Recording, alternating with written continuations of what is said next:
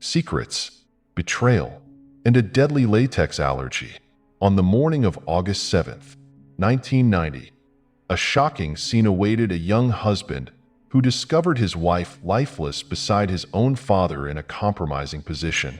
What appeared to be a tragic affair gone wrong turned out to be the cover for something even more sinister, a scheme involving condoms, hidden motives, and revenge. Was it a deadly mistake or a carefully orchestrated crime?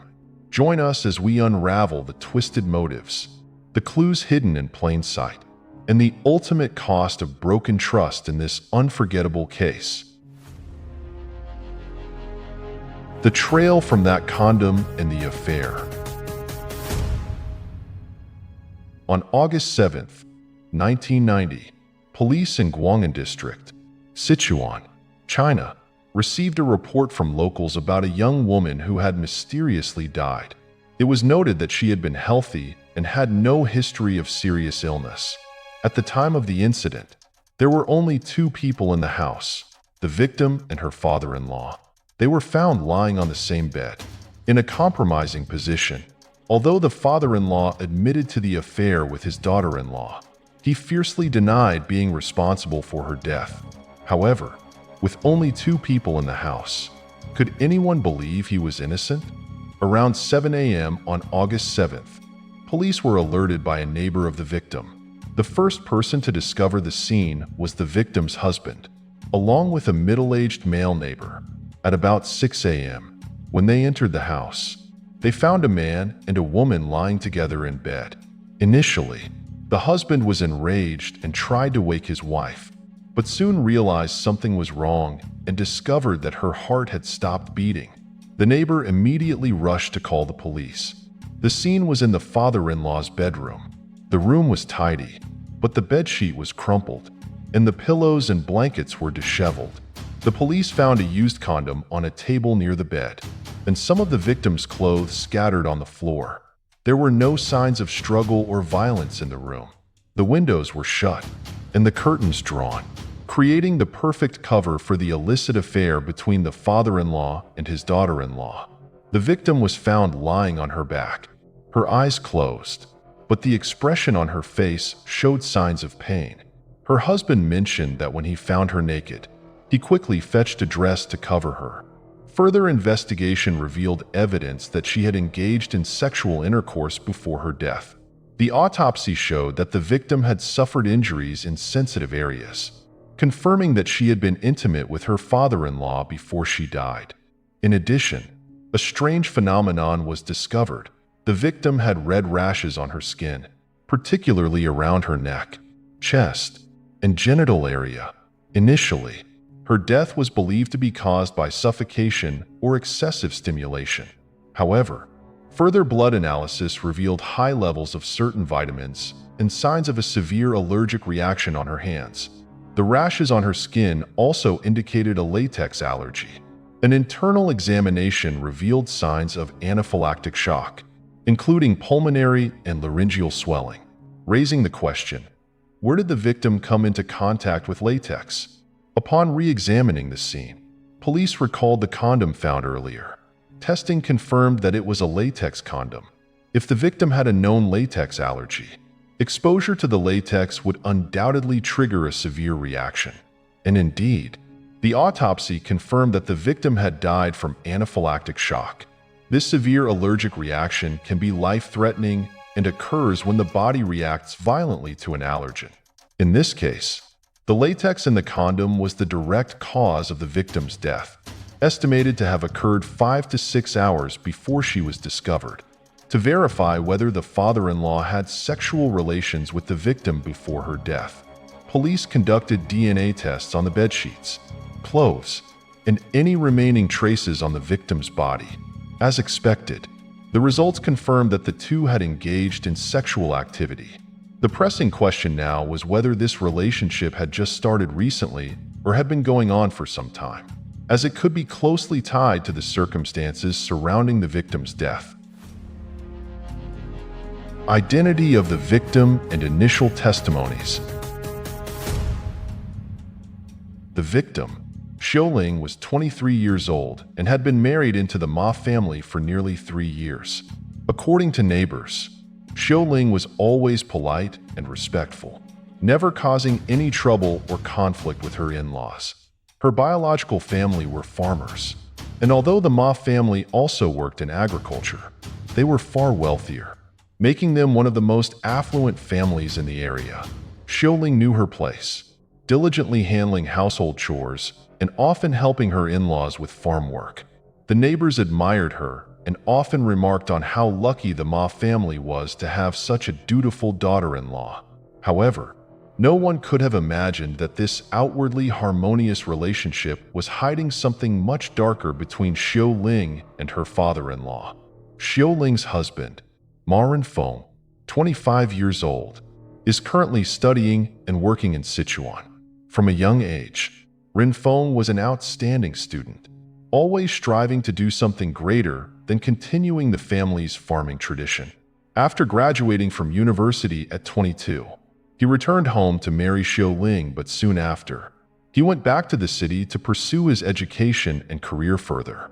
Ren Feng shared that the city offers far more opportunities compared to the countryside, where physical labor was the norm.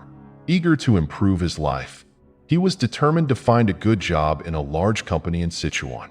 He has been working there ever since, earning enough to support his father and wife, so they wouldn't have to toil in the fields anymore. His mother had passed away almost a year earlier, leaving his father and Xiuling alone in the house. Initially, Ren Feng worried that they might feel uncomfortable living together, and he even considered leaving his job to return home. However, his father reassured him that everything was fine, reminding him that neighbors would help and advising him to focus on his career while visiting home regularly. But now, Ren Feng realized that his father's reassurances were merely a cover, allowing his father and wife to grow closer. Moreover, he had become nothing more than a money machine for his family, as they clearly wanted him to continue making money for their comfort. As he spoke, Ren Feng couldn't hide his anguish and disappointment. The father he had always respected, and the wife he loved, had been deceiving him all along. His father, Ma Suo, 50 years old, admitted to the police that on the night of August 6th, he and his daughter-in-law, Xiuling, had engaged in sexual relations. He claimed that he didn't notice any strange reactions on her body at the time because his desire had clouded his judgment. Regarding Xiuling's death, he insisted that he had no knowledge of it and certainly did not harm her. Ma Suo confessed that the affair had begun around 3 months earlier, after the death of his wife, Mrs. Lei, almost a year prior, with Ren Feng working far away and only returning home once a month. The opportunity for the affair arose. According to his testimony, it was Xiuling who made the first advances, often flirting and dressing provocatively around him. At first, he thought she was just teasing, but over time, her actions became more intimate, with her intentionally making physical contact. Although Ma Suo realized the immorality of the situation and even threatened to tell her husband, Xiuling didn't stop. One night, she entered his room, undressed, and climbed into his bed. Ma Suo, having been without a woman for a long time, couldn't resist the temptation, and from that moment on, they began their illicit relationship.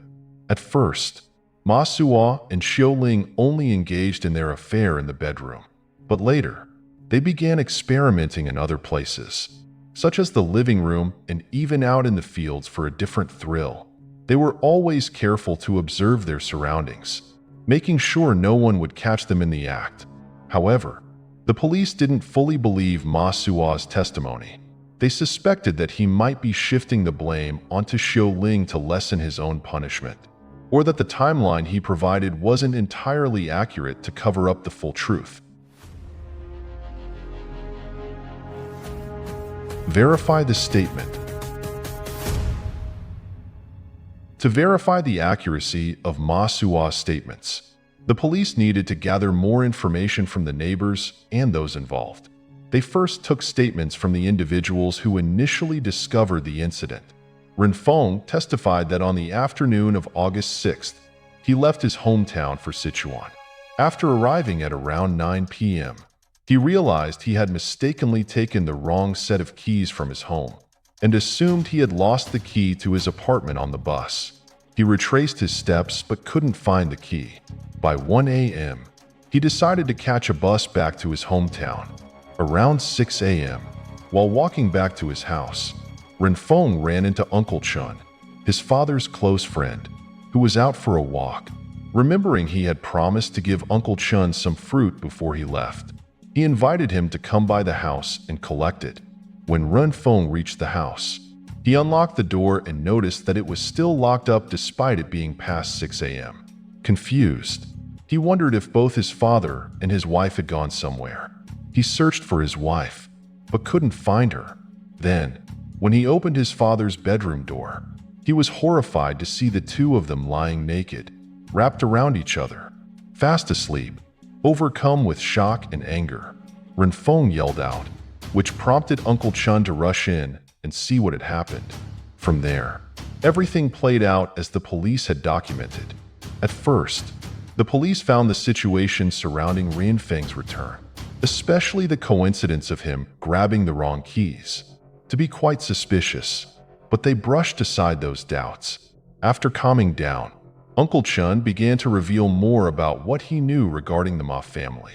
As a close friend, Uncle Chun had often helped Ma Suo in various matters, and had previously turned a blind eye to the rumors spreading around the village. In truth, the affair between Ma Suo and his daughter-in-law had been circulating in gossip for quite some time. Although Uncle Chun couldn't pinpoint exactly when it started, he was certain it had been going on for more than 3 months. He suspected that the relationship didn't begin as recently as Ma Suo had claimed in his testimony to the police.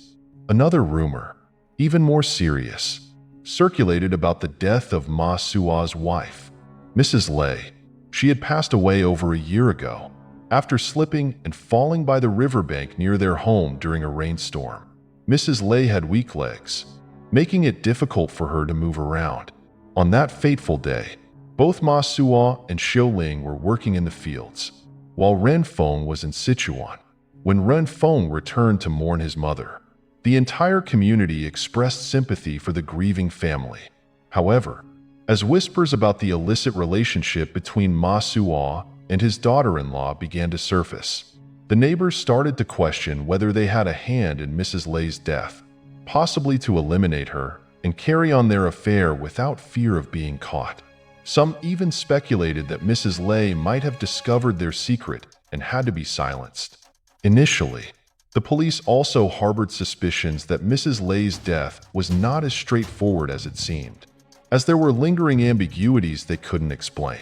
As a result, they decided to interrogate Ma Suo again on August 8th.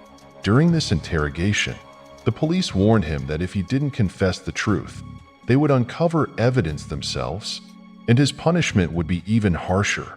Overcome by fear, Ma Suo admitted that his affair with Xiu Ling had been ongoing for more than a year, not just 3 months as he had previously claimed. He confessed that he had lied in an attempt to prevent the police from connecting their relationship to Mrs. Lei's death. Ma Suo believed he had successfully concealed everything, but the truth is that nothing stays hidden forever. In society, even when there's nothing to hide, rumors can be fabricated, but in this case, the rumors were based on fact, and eventually, everything came to light. Mrs. Lei had died on a stormy night. On that evening, both Ma Suo and Xiu Ling were home. As usual, Mrs. Lei needed to use the bathroom, which was located about 10 meters away from the house. Typically, either Ma Suo or Xiu Ling would accompany her, as her weak legs made it difficult for her to walk in the dark. But that night, Ma Suo had gone into Xiu Ling's room and locked the door.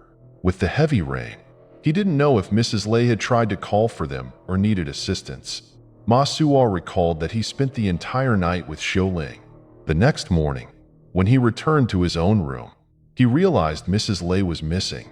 After searching everywhere, he discovered her lifeless body floating in the river. By then, it was too late to save her. Ma Suo swore that this was the truth, and that Mrs. Lei had died from an accidental fall and drowning, not from foul play. Nevertheless, he admitted to feeling guilty, believing that part of the blame fell on him for neglecting her that night. As for Xiaoling's death, Ma Suo initially thought she had died either from an allergic reaction or due to excessive sexual activity.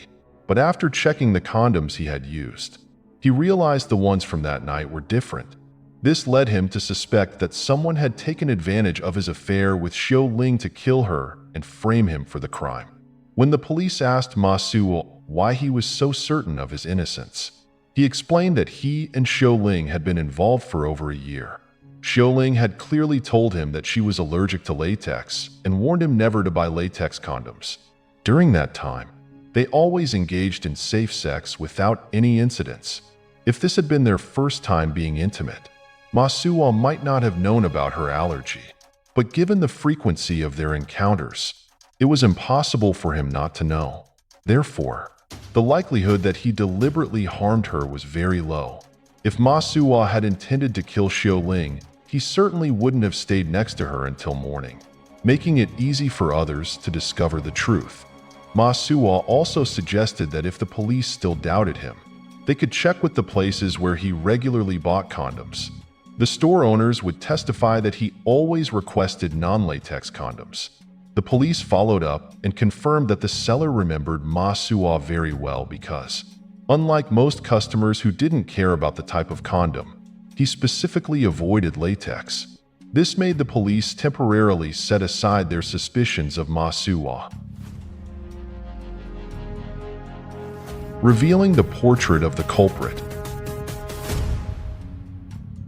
From this, the police concluded that someone must have deliberately switched the condoms to harm Xiaoling. Whoever did this had to know about her latex allergy, and the person most likely to know that detail was someone who had been intimate with her. With these new clues, the police began to suspect that the next person involved might be Ren Feng, Xiaoling's husband. To find evidence, they visited the condom shops and showed the store owners a picture of Ren Feng to see if he had ever purchased condoms there. The results showed that no one resembling Ren Feng had ever bought condoms at those stores. Assuming Ren Feng only discovered the affair between his father and his wife on August 7th. Before that, he would have completely trusted them, leaving no reason for him to harm either of them.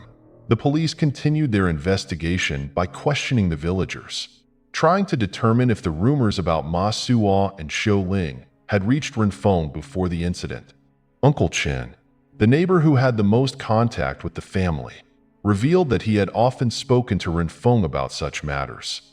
He recalled one occasion when he casually asked Ren Feng if he had heard any gossip in the village. Ren Feng responded that he rarely came home due to his work, so he hadn't heard anything. Curious, Ren Feng asked Uncle Chen what the rumors were. When Uncle Chen mentioned the rumors about his father and his wife, Ren Feng immediately dismissed them as fabrications.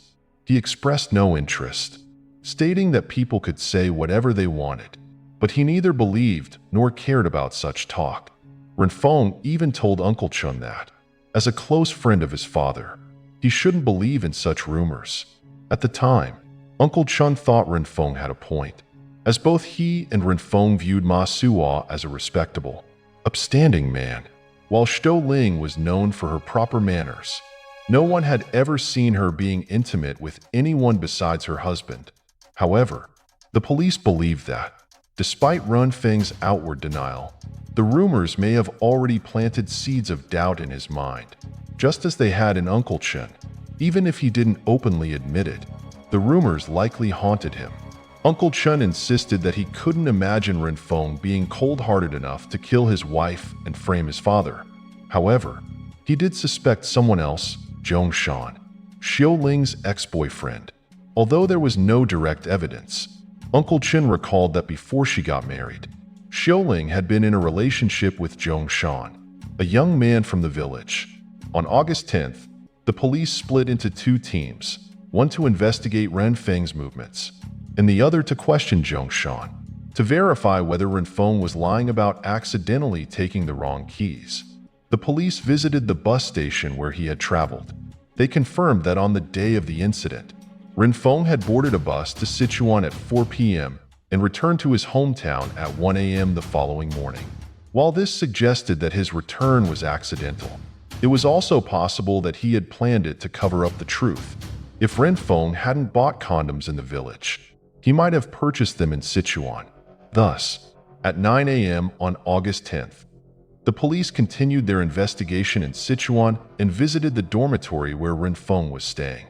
As for Zhong Shan, Xiao Ling's ex-boyfriend, he admitted that they had been classmates and dated for nearly 2 years. After graduating, both of them decided not to attend college due to poor academic performance and started working instead. The difficulties and hardships of life gradually wore down their relationship.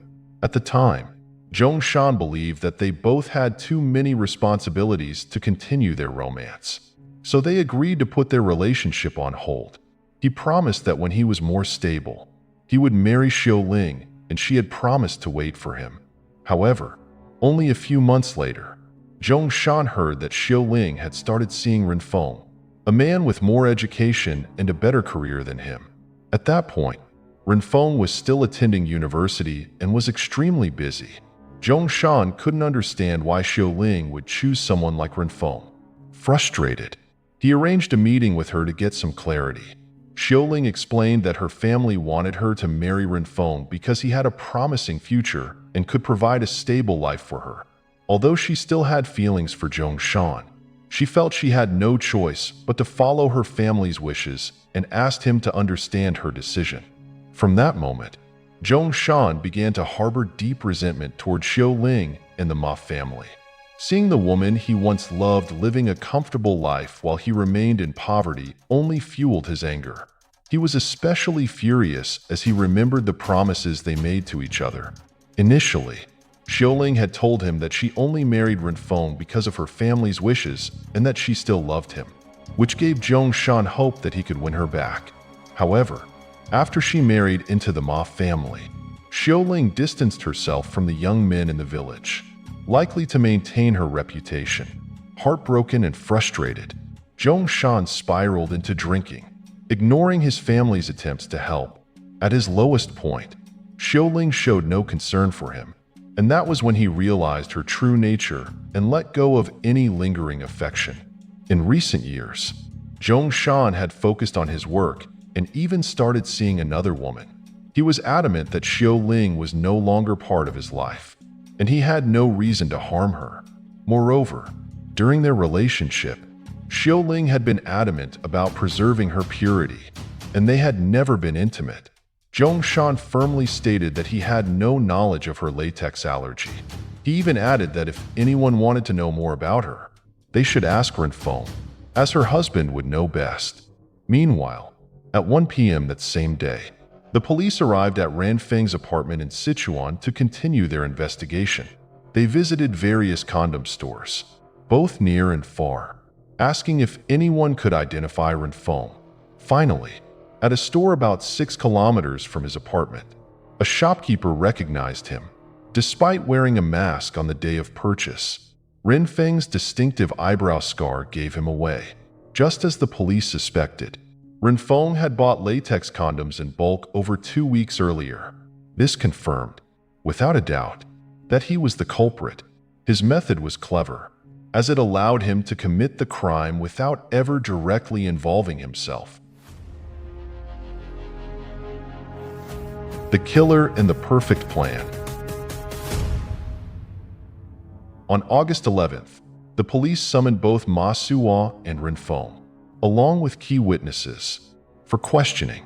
In a surprising turn, Ma Suwa confessed to being the one responsible for Xiao Ling's death and begged the police to close the case, asking them to convict him. However, the police were skeptical. They believed that Ma Suwa had figured out that his son was the true mastermind behind the murder and was now trying to take the blame to protect him, knowing that his own actions had set everything in motion. As the police watched closely, they noticed that Ren Feng seemed visibly shocked by his father's confession. It was as if he hadn't expected his lecherous father to go so far as to take the fall for him. Seeing this, the police decided to pretend to go along with Ma Suwa's confession. They presented evidence suggesting that he was the real culprit to gauge Ren Feng's reaction. Just as they suspected, Ren Feng couldn't stay silent any longer and finally confessed to being the murderer, agreeing to reveal the full truth. Ren Feng explained that ever since he married Xiao Ling, his family had lived in harmony and happiness. He continued his studies and work in Sichuan, only returning home when he received the devastating news that his mother had drowned. Despite the pain, he set aside his work to attend her funeral. That was the longest time he had stayed at home, about a week. During that time, he overheard troubling rumors about an inappropriate relationship between his father and his wife. At first, these rumors enraged him, but he didn't dwell on them. As he was preoccupied with his mother's funeral, both his father and his wife appeared deeply mournful, and he chose to believe them over the whispers from the village. As time passed, the grief over his mother's death slowly faded, and life returned to normal. His father and Xiao Ling continued living together, and Ren Feng trusted them completely. However, in early February of this year, when he returned home again, the neighbors once more warned him about his father and wife's illicit relationship. This time, Ren Feng took the rumors more seriously, particularly in connection with his mother's death. Still, when he returned home, both his father and his wife behaved as if everything was normal, raising no suspicion. He concluded that he might have been overthinking things, falling prey to baseless gossip. By June, Ren Feng decided to visit his hometown unannounced to uncover the truth. That night, he secretly spied on the house, hoping to catch any sign that would confirm his suspicions. At around 11 p.m., he heard unmistakable sounds of intimacy coming from inside, and to his horror, it was his own father and his wife. Overwhelmed by shock and pain, Ren Feng fled to the city without confronting them. From that moment, the rumors about their affair and his mother's death consumed his thoughts. He became certain that his mother's death was linked to his father and Xiao Ling, whether directly or indirectly. With the belief that there's no smoke without fire, Ren Feng's hatred for the two of them grew immensely. He felt completely betrayed, both emotionally and in terms of trust. Here he was, working tirelessly far from home to provide for his father and wife, only to be deceived in the most despicable way. From that moment on, Ren Feng devised a plan for revenge. He didn't just want to kill them as payback for his mother and himself. He wanted their sins exposed, for them to lose all honor and be shamed by the world. However, Ren Feng realized that if he killed them directly, he would be caught and convicted. He began to think about their weaknesses that could lead to a more natural death. Then he remembered something unique about Xiao Ling. On their wedding night, when he used a condom, she had shown signs of discomfort. At first, he thought it was just because it was her first time, but he soon noticed that her skin became itchy and red, particularly where it came into contact with the condom. She developed rashes and hives, and she complained of a burning sensation in her genital area. That was when Ren Feng realized his wife was allergic to latex, an Achilles heel that he could exploit in his revenge plan. Ren Feng recounted that the first time he discovered his wife's latex allergy, he immediately stopped what he was doing to avoid harming her. The next morning, he took Xiao Ling to the doctor, who confirmed her latex allergy. The doctor warned them that from then on, they would need to switch to non-latex condoms, as the allergy could potentially be life-threatening for Xiao Ling. This warning stuck with Ren Feng, and later became a key element in his plot for revenge.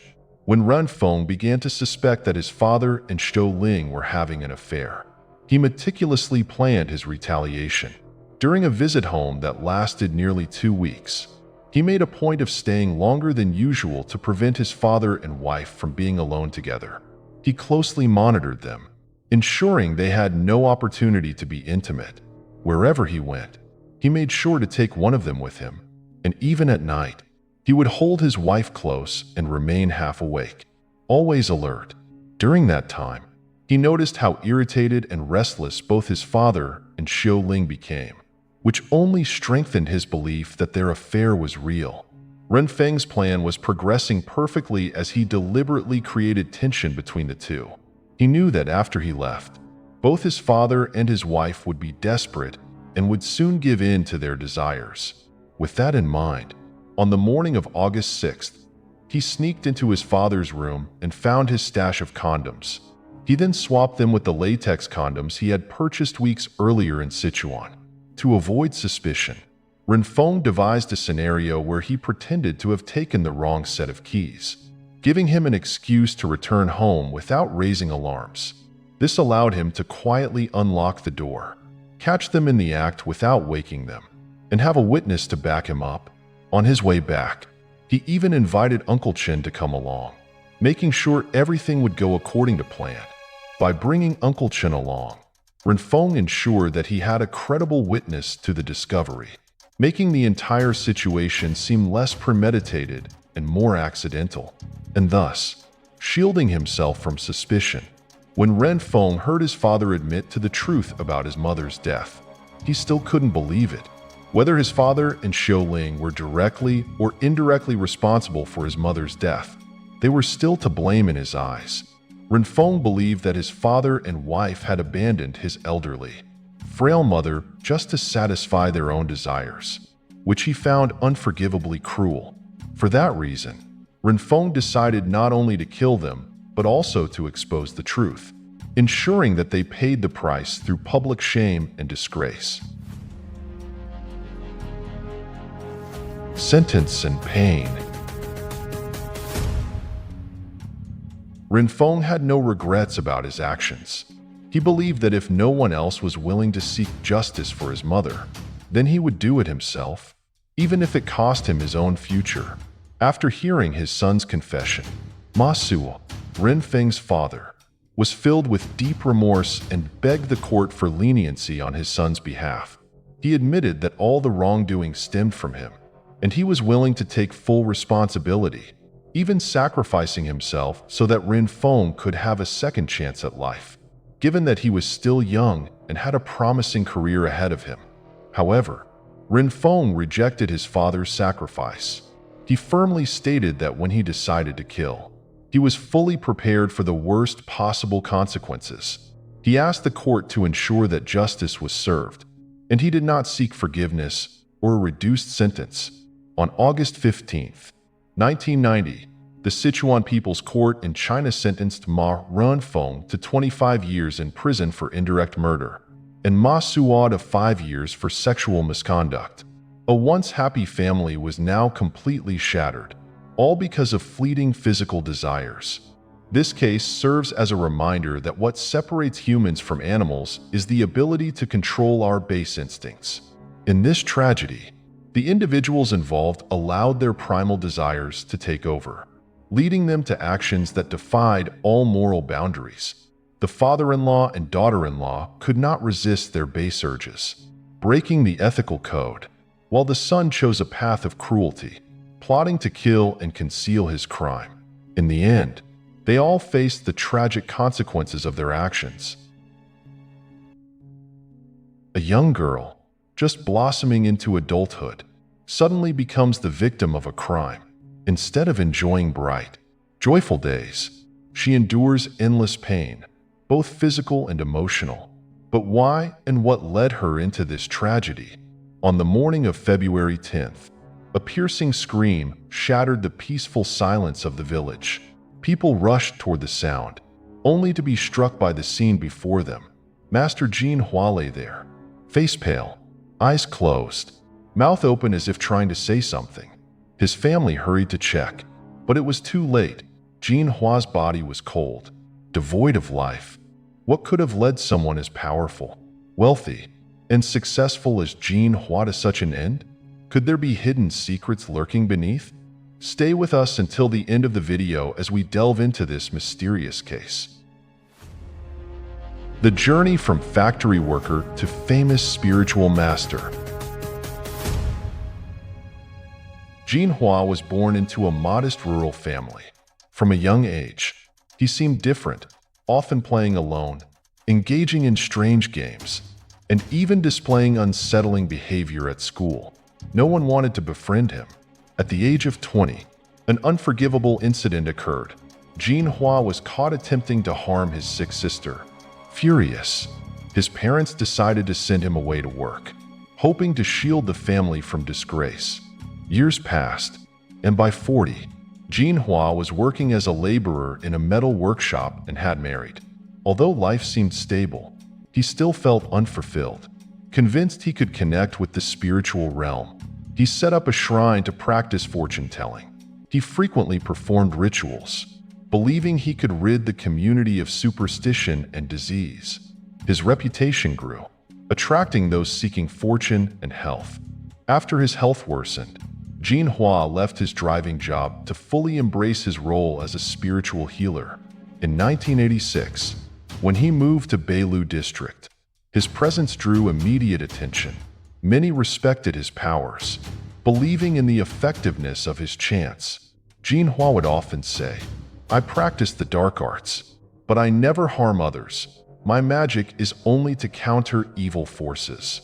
These words reassured the people, and more sought his help. Gradually, a strong community of followers formed around Jean Hua.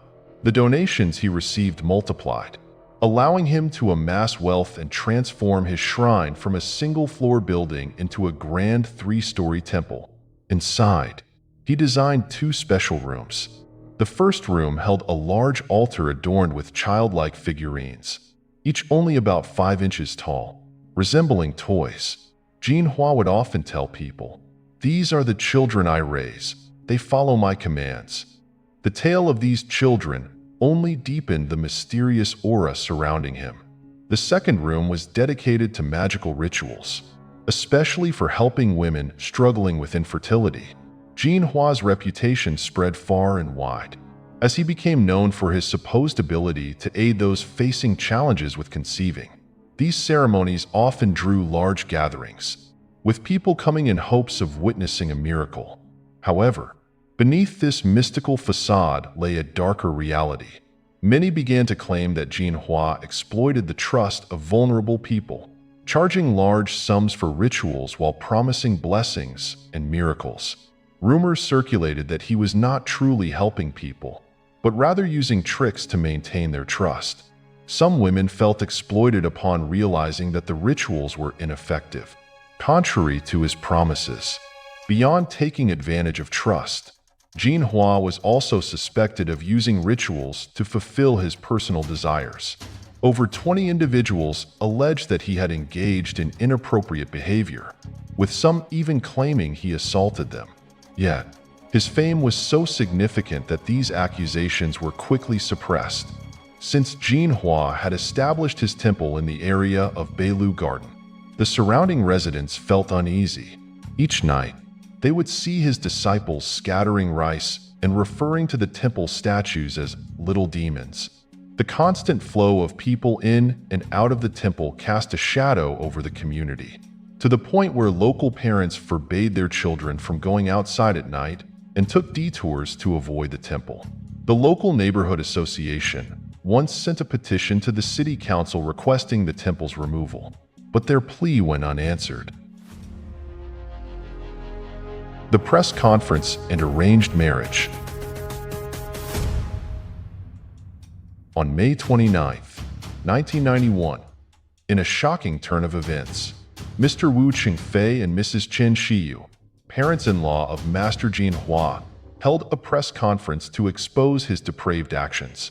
The scandalous revelation immediately caught the attention of the press, igniting a wave of public outrage. Mr. and Mrs. Wu's intent was not only to reveal the truth, but to seek justice for their child. They believed that making the story public was the only way to restore their daughter's dignity and defend their family's honor. However, this sensitive issue sparked much debate. Some people applauded Mr. and Mrs. Wu's actions, seeing it as a necessary step to shed light on dark truths, helping protect others from similar fates. On the other hand, some argued that such exposure could harm the dignity and mental well-being of the victims and their families. Moreover, it risked unpredictable repercussions for both the family and the community. Despite receiving mixed opinions, Mr. and Mrs. Wu's actions caused a huge shock. raising many questions about the ethics and responsibilities of the shaman Jin Hua. According to Mr. and Mrs. Wu, their daughter Xiaomei, then 15 years old, had to endure inappropriate actions from her father-in-law, Jin Hua, after marrying his son. To understand more, let's go back to 1988. At that time, the Wu couple lived in Subing village. Hearing about the sacredness of Jin Hua, they decided to visit Ma Shan Temple in Beilu to pray for their family. There, they met Jin Hua, who was attracting attention with her special spiritual abilities and mysterious rituals. During the conversation, Jin Hua asked if they had a daughter. The Wu couple happily introduced their 15-year-old daughter, named Xiaomei. Jin Hua's excited eyes when hearing the name Xiaomei made the Wu couple feel interested. Immediately, Jin Hua suggested that they take Xiaomei to the temple to introduce her to their son. When Xiaomei and Jin Hua's son first met, the atmosphere was full of intimacy and joy. In just a short time, the young couple found common ground, often meeting, chatting, and participating in activities at the temple together. Both families were pleased with this connection. After about 2 months of dating, Wu and his wife decided to hold a wedding for Xiaomei and Jin Hua's son. The wedding took place in a joyful, cozy atmosphere, with the presence of both families and close friends. Joy and blessings filled the air, marking a major turning point in Xiaomei's life. She became the daughter-in-law of the Kim family, and Mr. and Mrs. Wu were assured that their daughter was living happily. When Xiaomei gave birth to a daughter, Wu and his wife were even more convinced that she had won the hearts of her in-laws and was living a fulfilling life. But what they could not have expected was that behind that curtain of happiness were unimaginable things. A degenerate father-in-law and depraved behavior. On May 14, 1991, Xiaomei received a call from her biological mother, Mrs. Chen Shiyu. She called to ask about her daughter's situation, but she did not expect that the conversation would lead her to a heartbreaking truth. Initially, the conversation was ordinary.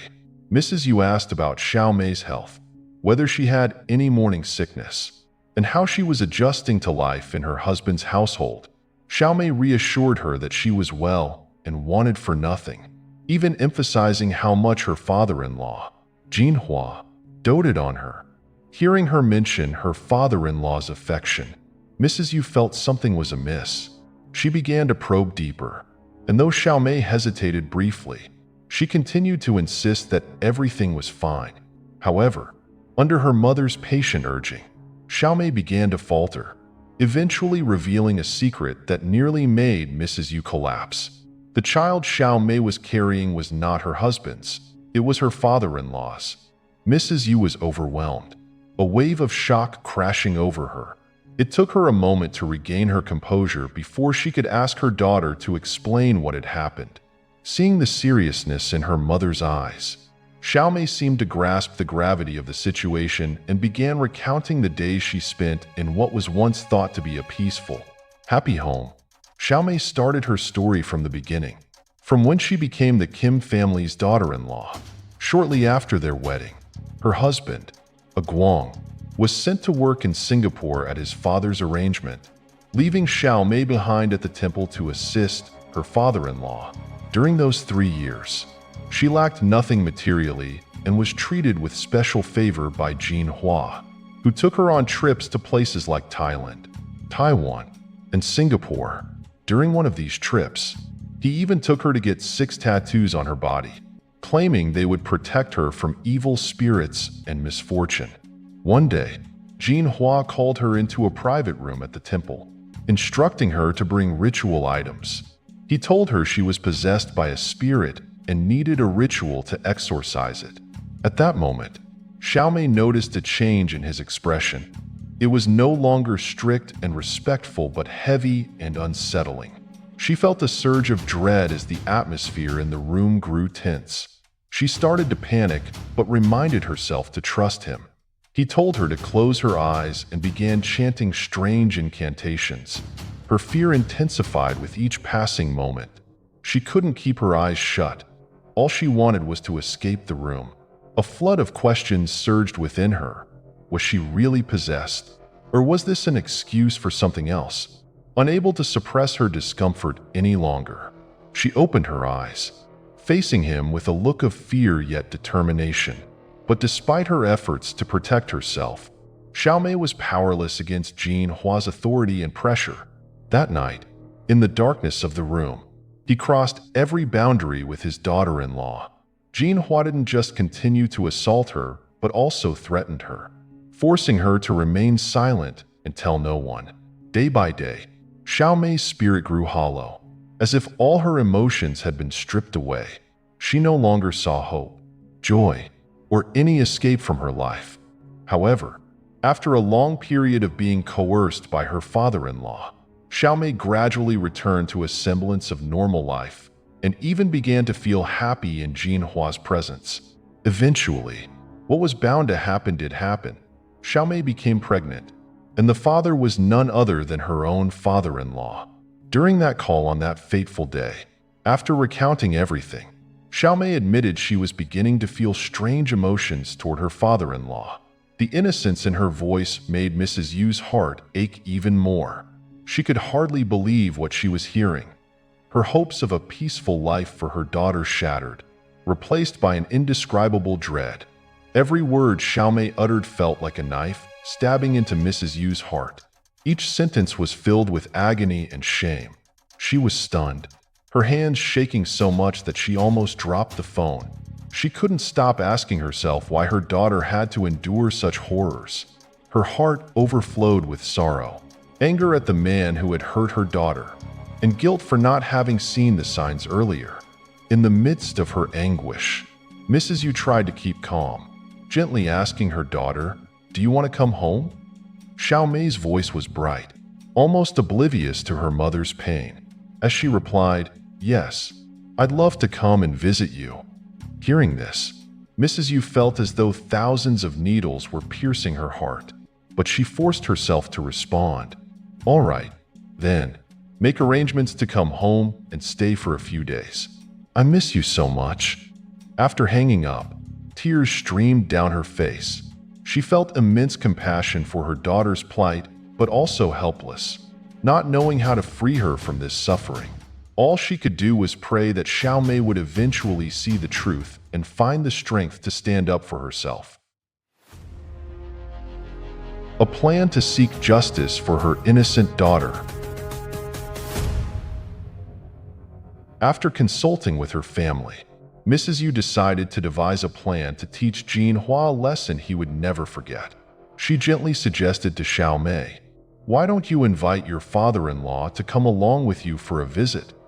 Xiaomei, not suspecting anything, replied innocently, "Sure, I think he'd love that." Xiaomei relayed her mother's invitation to her father-in-law. Initially, Jin Hua was hesitant, but with Xiaomei's insistent pleas and hopeful gaze, he eventually agreed.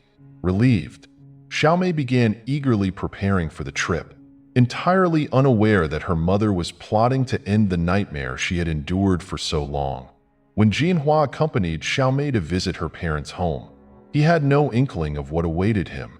As soon as they stepped inside, he was surrounded by Xiaomei's family members and close friends, who demanded answers for his actions. Overcome with anger, a few family members even lashed out, striking Jin Hua, who fled the house in terror, clutching his head. After the incident, the Wu family decided not to let Xiaomei return to her in-laws, believing she would finally be safe in the embrace of her family. Yet, the tragedy was far from over. One day, while her parents were away, Xiaomei suddenly disappeared, leaving behind a hastily scribbled note that read, "I'm going to find Jin Hua." Overcome with worry and fear, Mr. and Mrs. Wu felt helpless, fearing that their daughter had once again been manipulated by Jin Hua. With no other option, they reached out to the online community, sharing Xiaomei's photo and details in hopes of finding her whereabouts. The story quickly spread, causing public outrage. A young girl forced by her own father-in-law and now mysteriously missing. Fortunately, around midnight, Xiaomei unexpectedly returned home. She claimed that government officials had detained her, but her vague explanation only deepened her parents' suspicions. They sensed she was hiding something and decided to wait until she was calmer to press her for more details. A wrongful detention and the determination to expose the truth. After living with her family for about 22 days, on June 20th, a shocking turn of events unfolded when Xiaomei and her father, Mr. Wu Chengfei, were arrested by Fulin police for investigation in a blackmail case. This situation stemmed from a call Xiaomei had made to her husband, Guang. A week prior, she had asked for money to remove the tattoos on her body, and Guang agreed on the condition that she would not take the case to court. On June 20th, Xiaomei received a call from Guang, instructing her to meet him at a gas station in Subin, saying he had prepared the money and brought her personal belongings. Although she sensed something was amiss, Xiaomei agreed to the meeting, hoping to resolve matters. She asked her father, Mr. Wu Chengfei, to drive her to the rendezvous point. Upon arrival, Xiaomei saw Guang sitting in the car with a strange woman, which immediately made her suspicious. Mr. Wu, sensing the tension, decided to step back to avoid adding any pressure.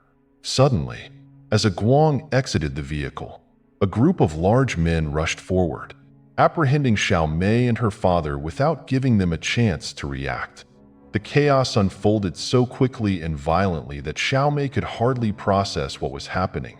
Taken to the police station, she was filled with dread, fearing the worst. After 21 days in detention, Mr. Wu and Xiaomei were finally released.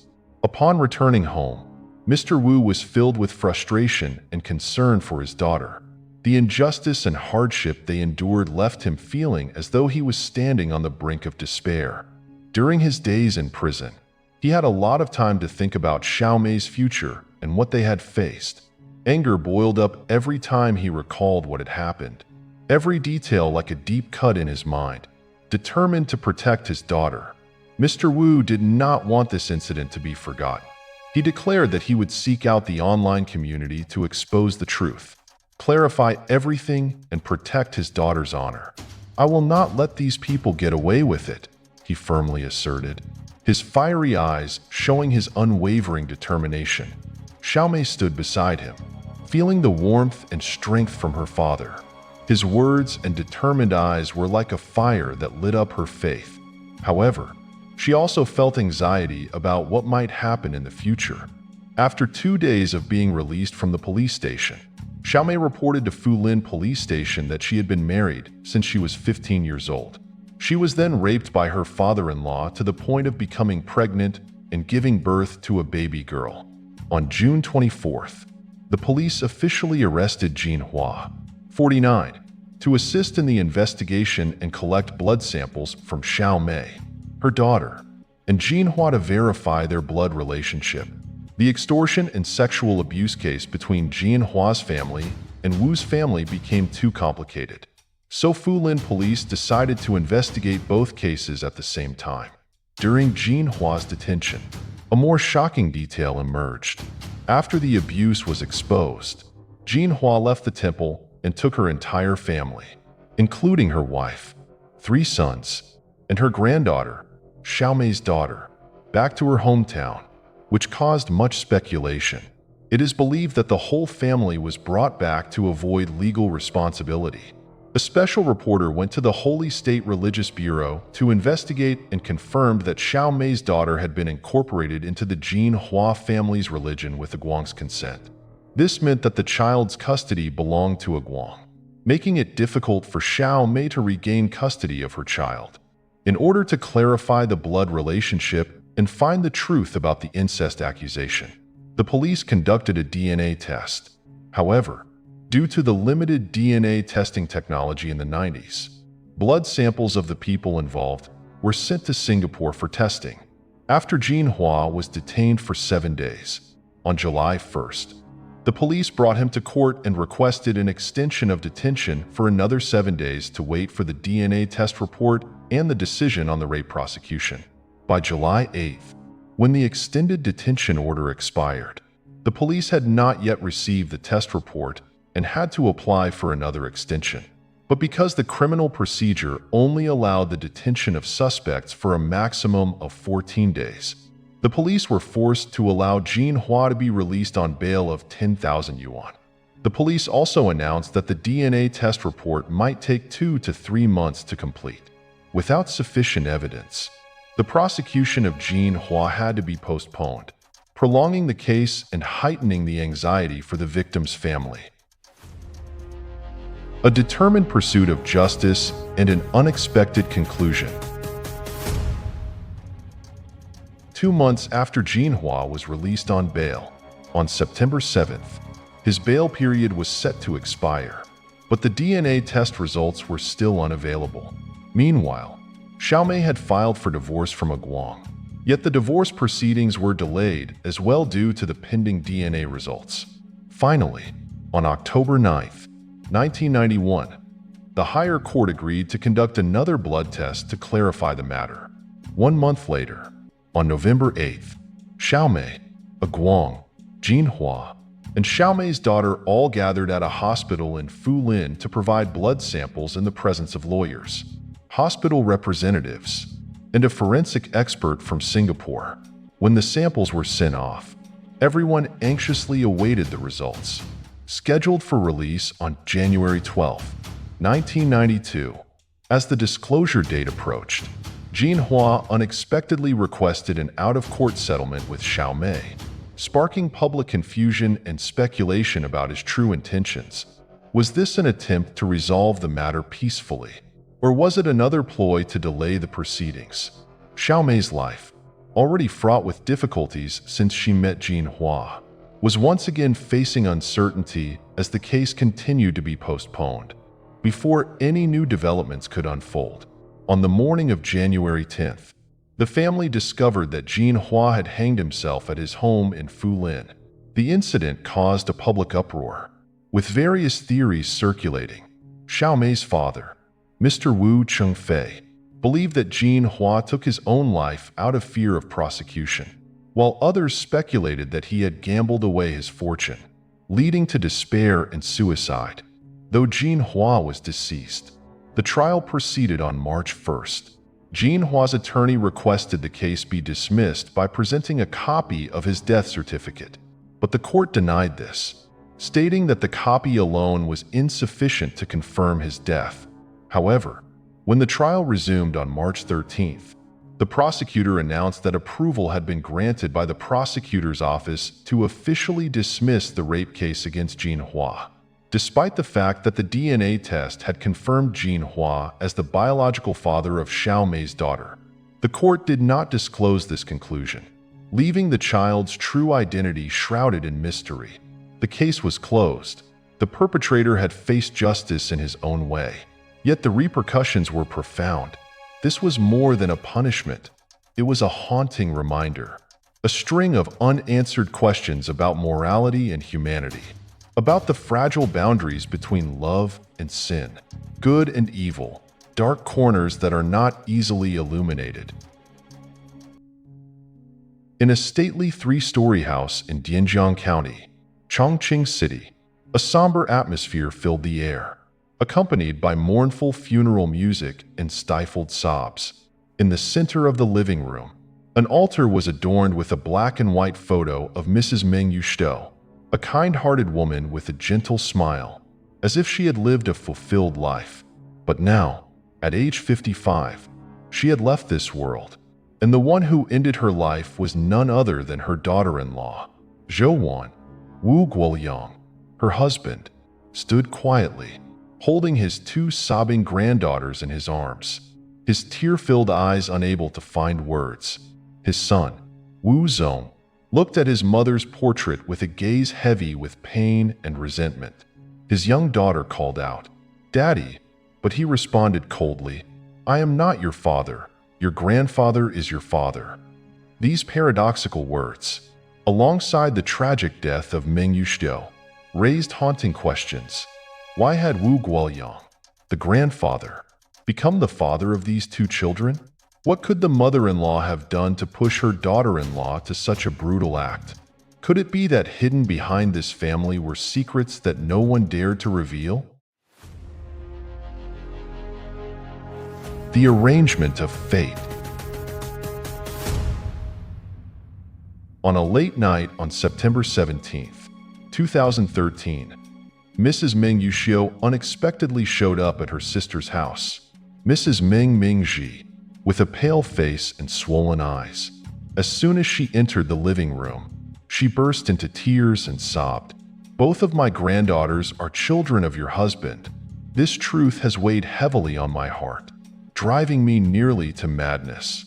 Stunned, Ming Mingji looked at her sister, unable to believe what she was hearing. She knew well that Ming Yuxiu was the most honest and straightforward person in the family. But could such a horrifying act of incest really have occurred? As she listened to her sister's tear-filled account, Mingji began to piece together the bitter truth. This tragic story began with Ming Yuxiu's son, Wu Zong. After graduating from Chongqing University in 2001, Wu Zong quickly joined the family's building materials business. He was a healthy young man from a prosperous family, once the ideal of many young women. But fate took a cruel turn in January 2003, when Wu Zong was in a horrific car accident. Though he narrowly escaped death, the accident left him with severe brain trauma, causing him to suffer from epilepsy. From being a future pillar of the family, he became a burden, plagued by sudden seizures and a complete change in personality. Despite her son's unfortunate situation, Mrs. Ming Yuxiu was determined to find him a decent wife. Yet, those who once considered arranging a match for him now kept their distance. 5 years passed, and Wu Zong remained unmarried. Wu Guoyang advised his wife to accept that their son would live with them until the end of their days. But Ming Yuxiu was resolute. She could not let go of her fear that the Wu family line would end without an heir. For her, that was simply unacceptable. From that day forward, Ming Yuxiu's criteria for a daughter-in-law changed completely. She no longer sought a woman from a well-educated or well-bred background. All she needed was someone who was healthy and could bear children, to prevent the Wu family from ending without descendants. In the winter of 2008, a friend introduced her to Zhou Wan, a waitress at the family's regular restaurant. Zhou Wan, born in 1990, came from a poor rural area in Dianjiang County. With her gentle demeanor and modest background, she seemed to Ming Yuxiu like the perfect match. Zhou Wan's family situation was indeed challenging. Her mother suffered from ankylosing spondylitis. Her father had passed away 2 years earlier, and her 2 younger brothers were still in school. As the sole breadwinner, Zhou Wan carried the responsibility of supporting her family and urgently needed a large sum to cover her mother's treatment and her brother's school fees. Recognizing the ideal opportunity, Ming Yuxiu was convinced that, with financial assistance, Zhou Wan would comply with her wishes. Upon meeting her, Ming Yuxiu promised to cover her mother's medical expenses and her brother's tuition until they graduated if Zhou Wan would agree to marry Wu Zong. Despite her reservations, Zhou Wan requested to meet Wu Zong before making a decision. The following day, Ming Yuxiu brought her son to the restaurant to meet Zhou Wan. Throughout the meeting, Wu Zong remained mostly silent, focusing on picking up food for Zhou Wan. Though his gestures were limited, his attentiveness reassured Zhou Wan somewhat, making her think that perhaps his condition wasn't as severe as it seemed. Facing her family's financial pressures and Ming Yuxiu's promises, Zhou Wan agreed to the marriage. During the Lunar New Year of 2009, Zhou Wan and Wu Zong officially became husband and wife. However, their wedding night turned into a nightmare when Wu Zong's epilepsy suddenly flared up. Just as they were about to become intimate, he made a strange sound and collapsed from the bed, lying rigid on the floor, his mouth foaming and his body convulsing violently. Hearing the commotion, her parents-in-law rushed in but displayed surprising calm at the sight. One held open Wu Zong's mouth to place a cloth in it, while the other pressed acupoints to ease the convulsions. Zhou Wan's first night with her husband ended in terror and despair. She slept alone in the reading room, calling her best friend to pour out her heart. Her friend advised her to get a divorce immediately, and at that moment, Zhou also felt there was nothing left to hold on to.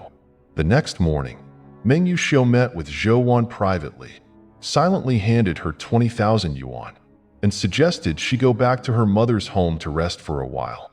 After some contemplation, Zhou took the money and returned to her hometown. Upon her return to the Wu household, Meng Yuxiu took her hand, gently reassuring her.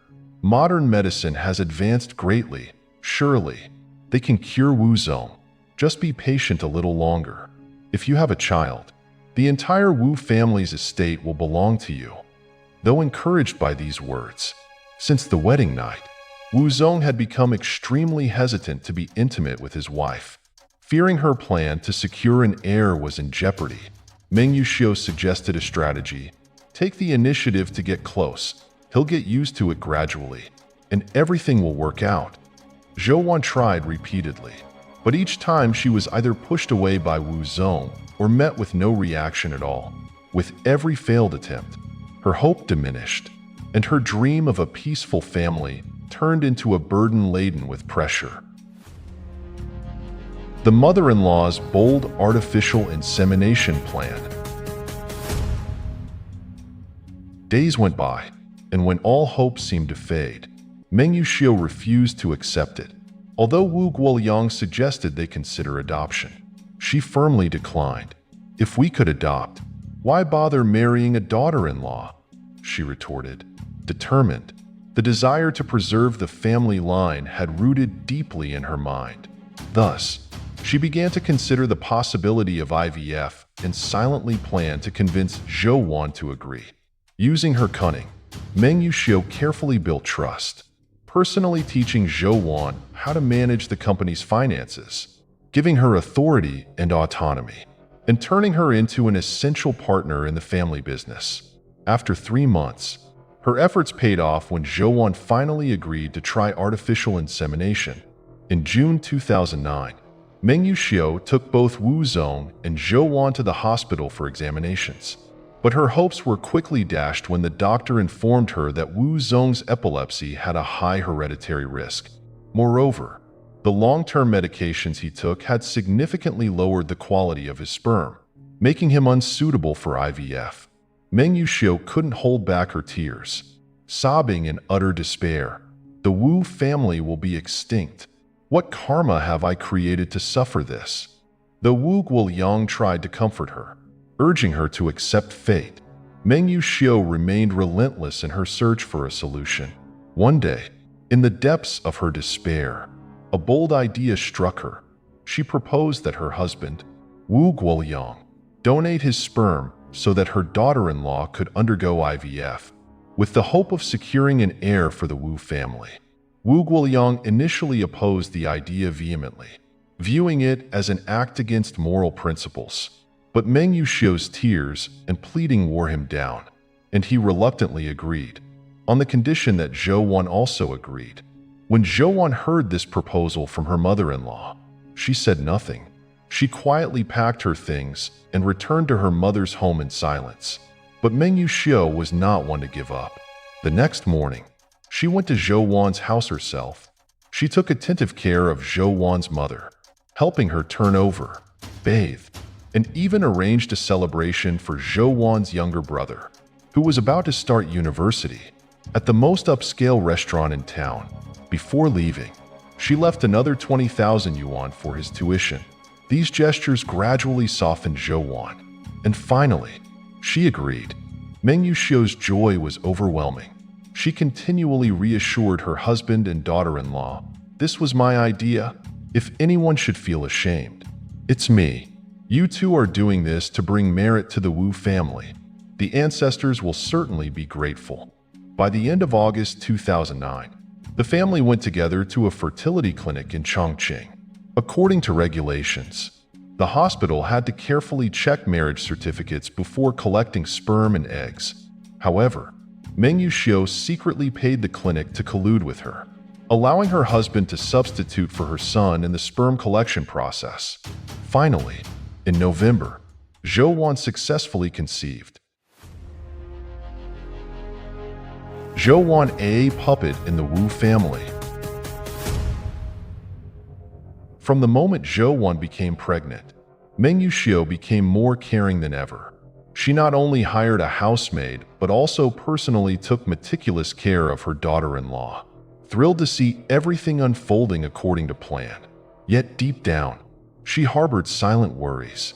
She knew that having Zhou Wan carry her father-in-law's child was an extreme and morally questionable choice. Her greatest fear was that a bond might develop between Wu Guoyang and her daughter-in-law, complicating matters even further. To prevent this, she bluntly warned her husband to maintain a respectful distance from Zhou Wan. At the same time, she made future plans. After the child was born, she would arrange for Wu Zong and Zhou Wan to move into a separate house to lead an independent life.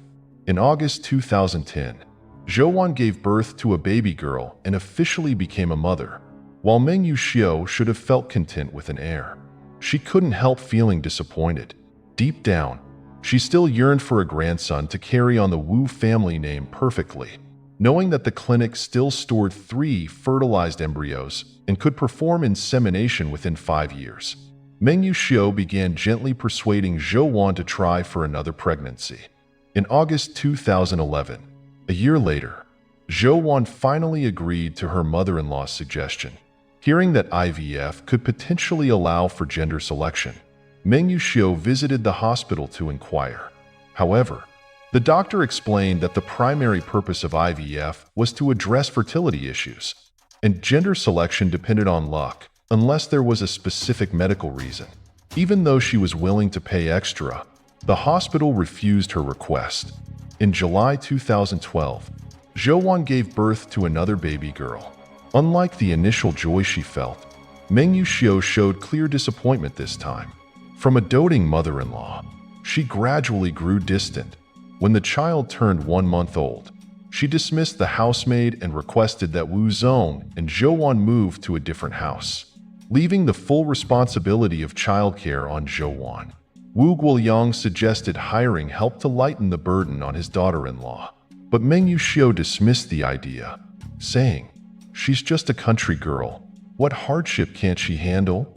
Nonetheless, Wu Guoyang secretly bought quality food and occasionally sent it to their house, hoping to alleviate some of the challenges Zhou Wan faced. Unexpectedly, Wu Zong reported to his mother that his father often visited their home, bringing good food for the grandchildren and assisting Zhou Wan. Hearing this, Meng Yuxiu grew furious and immediately demanded that Wu Zong, Zhou Wan, and the children move back to the family home, putting an end to any private contact between Wu Guoyang and her daughter-in-law. The lingering tensions in the Wu family. Back under the same roof, Wu Zong continued to have frequent epileptic episodes and odd behavior, causing his children to grow increasingly distant from him. Their grandmother's temper was quick, and her frequent scolding didn't endear her to them. The only person they loved outside of their mother was their grandfather, Wu Guoyang. After work, he always made time to play with the children and sometimes took them on walks around town with their mother. Despite Meng Yuxiu's efforts to restrict him, Wu Guoyang continued to find ways to care for his granddaughters and shower them with affection. Day by day, Meng Yuxiu's jealousy and obsessive control began to erode the family atmosphere. She couldn't stand the fact that her granddaughters felt closer to Wu Guoyang than to their own father. Once again, she warned her husband, "You're just the sperm donor. The children should be close to our son, not you." Wu Guoyang could only sigh and respond, "I only act as a grandfather in front of them." But his explanation did little to ease her suspicions. As time went on, Meng Yuxiu's control became increasingly oppressive, especially towards Zhou Wan. She couldn't shake the feeling that there was something inappropriate between Wu Guoyang and her daughter-in-law, which kept her on high alert. By the Lunar New Year of 2013, Zhou Wan found herself thinking, "My mother-in-law wants us all under her complete control. At first, I thought she disliked girls, which is why she forbade my father-in-law from bonding with the grandchildren. But later, I realized the real reason. She feared there was a special bond between me and him. To ease the tension with his wife, Wu Guoyang decided to move into the company's quarters after the Lunar New Year in 2013, only returning home on weekends and holidays. His absence made his two granddaughters miss him even more. The older granddaughter asked to call him every day, while the younger one, despite only seeing him once a week, ran up happily to be held each time he came home. Although Meng Yuxiu couldn't stop her grandchildren's affection for their grandfather, she increased her vigilance, ensuring that her daughter-in-law had no private moments with her husband. On September 17, 2013, Meng Yuxiu confided to her sister, Meng Mingji, "Every time my husband comes home, Zhou Wan is well-groomed, but normally, she doesn't smile even once. Once, I went out to buy vegetables, but halfway there, I realized I forgot my wallet. When I returned, I saw Zhou Wan breastfeeding, and my husband was sitting beside her, holding the older granddaughter.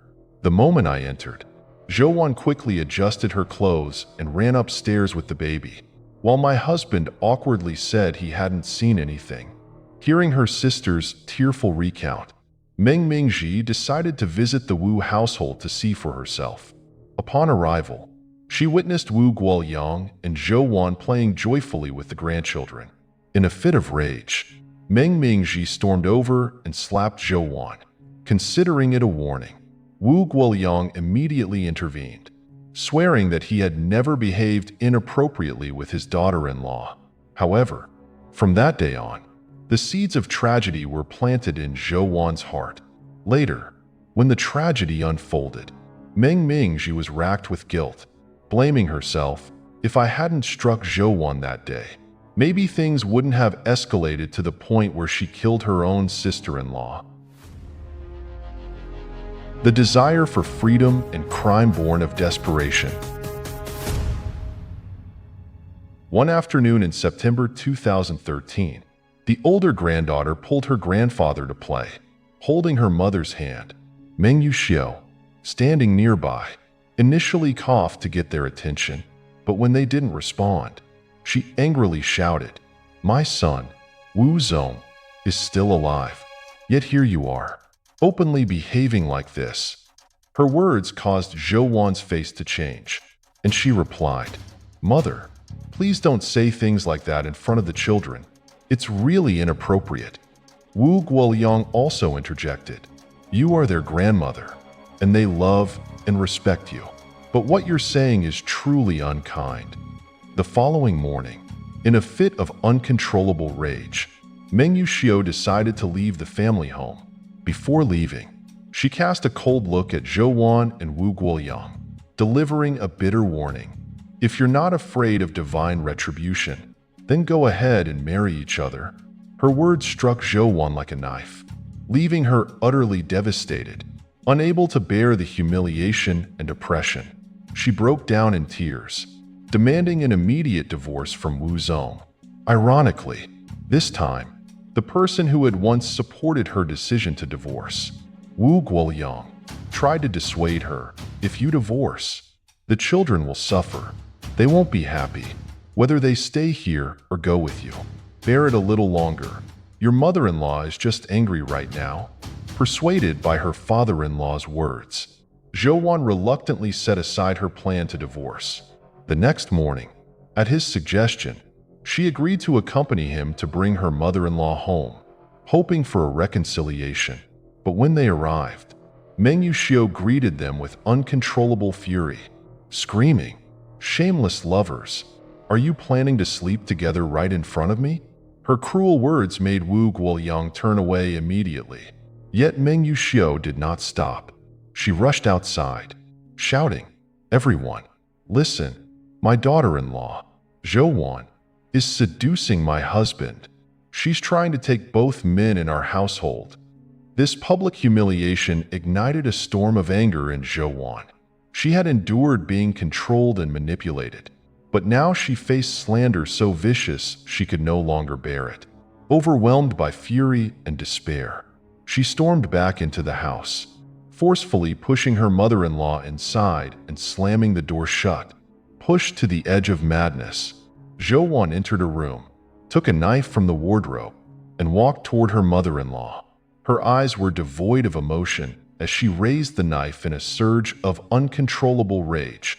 Meng Yuxiu, terrified, ran to the third floor, but Zhou Wan followed, locking the door behind her, giving no chance for escape.